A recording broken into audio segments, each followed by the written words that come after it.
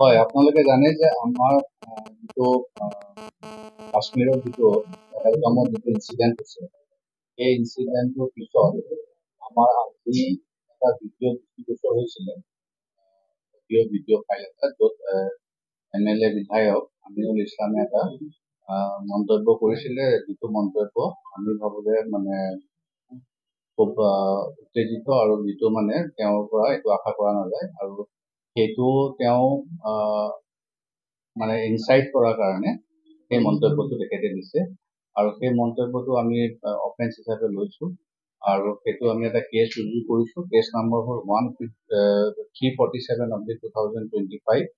আমি তেওঁক ইতিমধ্যে এৰেষ্ট কৰিছো, আৰু অহা কাইলৈ ৰাতিপুৱা আমি কোৰ্টত প্ৰডিউচ কৰি তেখেতে এজন বিধায়ক হৈ যিটো মন্তব্য কৰিছে, যে সেই মন্তব্যটো মানে এটা এই পৰিস্থিতিত এটা বৰ দুৰ্ভাগ্যজনক মন্তব্য, আৰু এইটো আমি চিৰিয়াছলি লৈছো, আৰু আমি বিহিত ব্যৱস্থা তেওঁৰ ওপৰত লৈছো।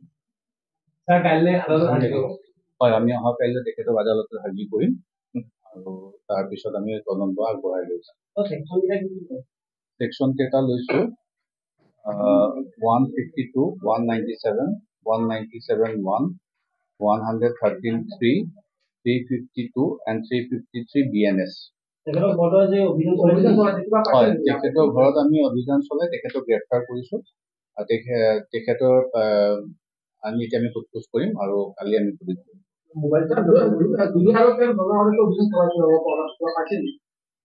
নাই নাই, অভিযান চলোৱা নাই, আমি অভিযান চলাই পেলাই তেওঁক আমি গ্ৰেপ্তাৰ কৰি লৈ আহিছো। পাৰ্চনেল মোবাইলটো আমি ৰাখিছো, চিজ কৰা হৈছে। নাই, এতিয়া আমি তদন্ত কৰিম আৰু বাকীখিনি পিছত আপোনালোকক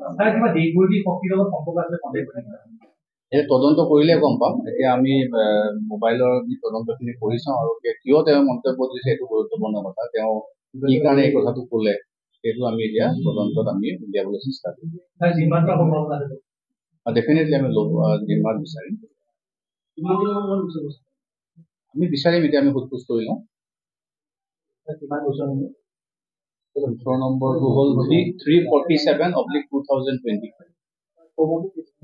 চমুটো কেছটো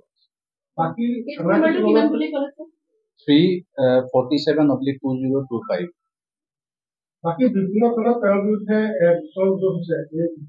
এতিয়ালৈকে মই জানিব পৰা মতে দিছপুৰ থানাত এখন FIR দিয়া বুলি মই গম পাইছো। বাকীখিনি মোৰতো তেতিয়া ইনফৰ্মেশ্যন নাই। নাই, আমিয়ে গ্ৰেপ্তাৰ কৰিছো। ঠিক আছে, থেংক ইউ।